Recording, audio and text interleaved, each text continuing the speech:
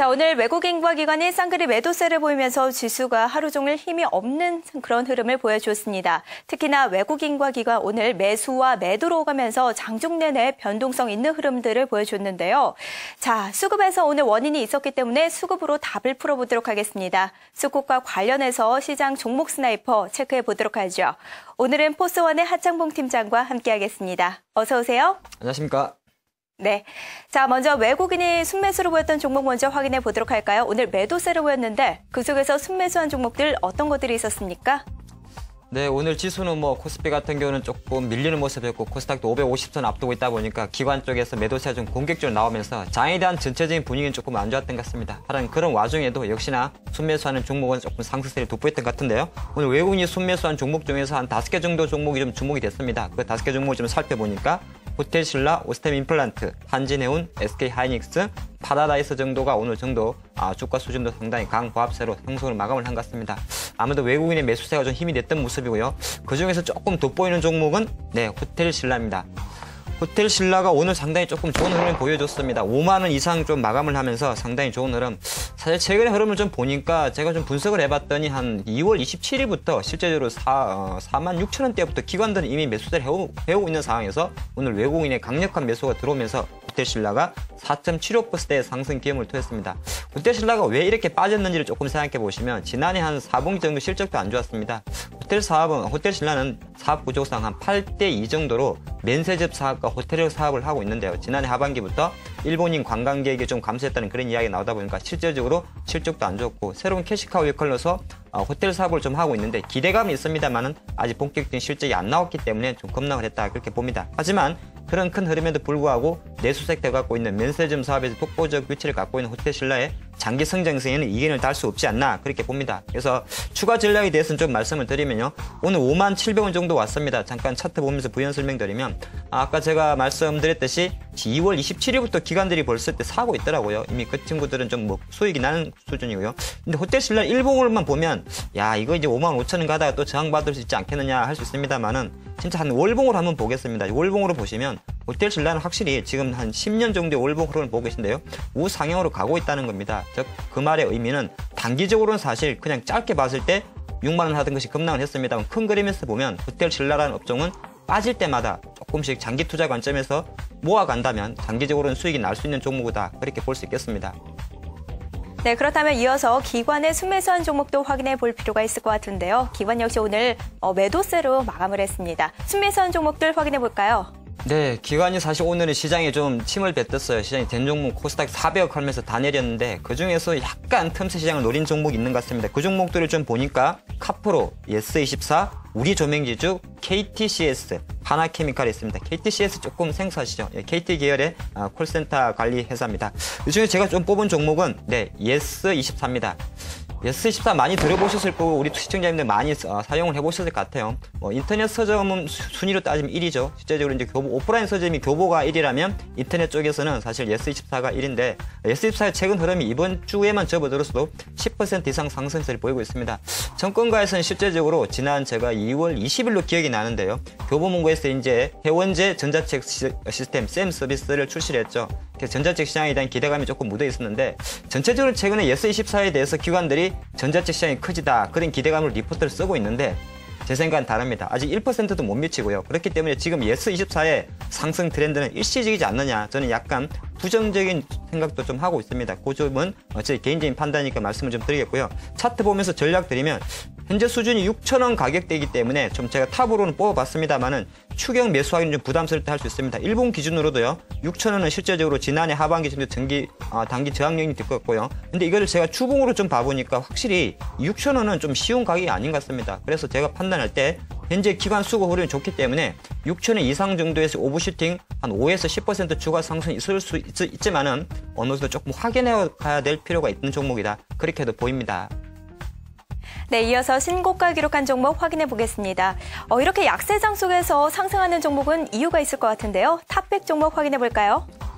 네, 신고가 종목 항상 그 주식 투자하다 보면은 사실 신중고가 종목에는 관심이 가는데 오늘도 보니까 이런 장에도 신고가를 보이는 종목이 있는 것 같습니다. 신고가를 보이는 종목을 살펴보니까 코라홀딩스, 아세아제지, 나이스, 미창석유, 일신방직. 나이스는 많이 들어보셨죠? 네, 우리 신용평가회사고요. 코라홀딩스는 아주 많이 이야기가 나오는 회사죠. 라오스, 캄보디아, 오토바이 판단했답니다. 제가 근데 생각하는 오늘 신고가 종목 중에서 돋보이는 종목은 아시아 제지입니다.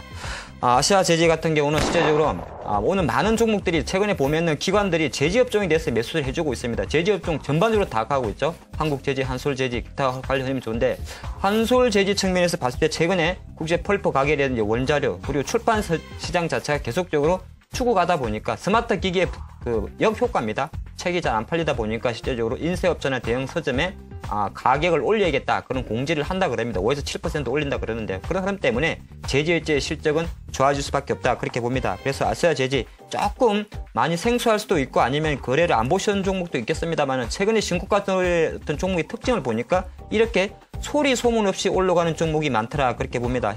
현재 수준 17,700원 정도 하는 흐름을 보이고 있는데요. 이런 종목들은 항상 양봉에 사는 것보다는 늘 드리는 말씀이 장기적으로 상승하지 않습니까? 일봉을 보고 계신데 항상 남들이 아니다 싶을 좀 빠지는 조정 장세에서 조금 사놨다가 또 주가 상승했을 때는 일부 차익하는 그런 전략으로 장기적 관점에서 제지업종을 보신다 그러면 지금 월봉에서 보여주는 대로 확실하게 지난해 초반부터 다시 한번 돌아가는 흐름을 보여주고 있다. 그렇게 볼 수 있겠습니다. 네, 마지막이죠. 상한가 기록한 종목도 확인해 보겠습니다. 오늘 시장이 좀 약세장을 기록하면서 상한가 기록한 종목들 좀 많이 적었던 것 같은데요. 내용 들어보도록 할까요? 네, 상한가 종목은 좀 많이 없었던 것 같아요. 아까 제가 온 거를 준비하다 보다 좀 빠진 종목도 종가 기준 상한가를 마감 못한 것도 있는데 한 5개 정도 종목만 봤습니다. 로엔케이, 삼보판지, 빅텍, 동양건설, 국영 GNM 있었던 것 같은데요. 로엔케이 같은 경우는 한국전력과 1조 7천억 정도 수주 이해가 나온 이후에 이번 주 좋은 흐름을 보여준 것 같고요. 삼보판지 같은 경우는 사실 이제 주석 분할 결정을 했습니다. 5,000원 하던 것을 500원으로. 그러니까 유동성 증가 효과가 있는 거죠. 기존 140만 주에서 1,400만 주. 좋은 회사인데 사고도 사지 못한 사람한테 살 수 있는 기회를 주는 것. 즉 액면 분할 자체가 호재를 적용해서 상한가를 간 것 같고요. 빅텍은 말씀 안 드려도 아시겠습니다. 대표적인 방산 관련주, 폭탄 관련주 때문에 어저께도 상한가, 오늘도 상한가 같은 것 같고요. 동양건설은 사실 이게 동양그룹이 아닙니다. 앞에 글자만 동양이지 동양건설 산업인데 회사 거의 쌍용 건설과 마찬가지로 부도 측면이죠. 그런데 이제 유상증자를 해가지고 재무 구조를 개선한다는 이야기가 나오다 보니까 거의 저 밑에 있다. 오늘 하루 정도 거의 기재 상한가 정도 조금 나온 것 같다. 상당히 리스크한 종목이다 말씀드리겠고 국영 GNM이 오랜만에 돋보이죠. 네, 이거는 바로 안철수 효과입니다. 안철수 전 후보가 손학규와 연대에서 신당 창당에 참여한다는 이야기다 보니까 오늘 정치 테마 쪽에서는 손학규 관련주로 몰려있는 종목들이 상승하는 흐름을 보이는데 그 대표적인 종목이 국영 GNM이 있다. 즉 그렇게 봤을 때 오늘 5개 종목 간단히 설명드렸습니다만은 전부 다 개별 이슈 정도에서 나온 종목이지 않나 보겠습니다. 네, 오늘 이렇게 상한가 기록한 종목까지 총 4가지 관점에서 수급과 판단에서 함께 전략 세워봤습니다. 자, 지금까지 종목 스나이퍼 함께 해봤고요. 이어서 본격적으로 이슈 스나이퍼 시작하도록 하겠습니다. 자, 오늘 장이셨던 이슈들 어떤 것들이 있었는지 확인해보면서 내용들 체크해보도록 하죠. 내용 확인해보겠습니다. 엔저 탓에 우리나라 수출 경쟁력이 타격을 받을 것이라는 걱정이 커진 가운데 한국은행이 엔화약세가 수출에 미치는 영향이 크지 않다는 의견을 내놔 관심을 끌고 있습니다. 한국은행 집행부는 주력 수출업종에 속한 기업과 관련 협회, 애널리스트를 대상으로 모니터링한 결과를 바탕으로 현 시점에서 엔화약세가 수출에 미치는 직접적인 효과가 크지 않다고 판단했는데요. 이런 판단 배경에는 근본적으로 우리 수출 제품 품질이나 디자인 같은 비가격 경쟁력이 올라갔기 때문이었습니다. 한국은행은 최근에 환율이 수출 가격에 미치는 효과가 유의하지 않거나 약화됐다며 환율 영향을 받는다고 해도 자동차나 기계류, 화공품 업종에서 제한적인 수준에 그칠 것으로 예상했습니다.